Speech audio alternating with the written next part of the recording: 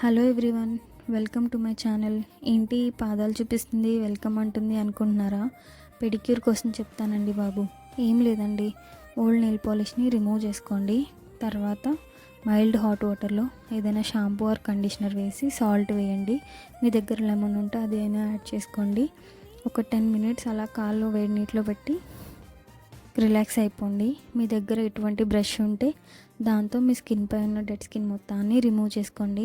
చూసారా నా కాళ్ళు ఎంత డస్ట్ వచ్చిందో? తర్వాత ప్యాక్ వేసుకోవాలి.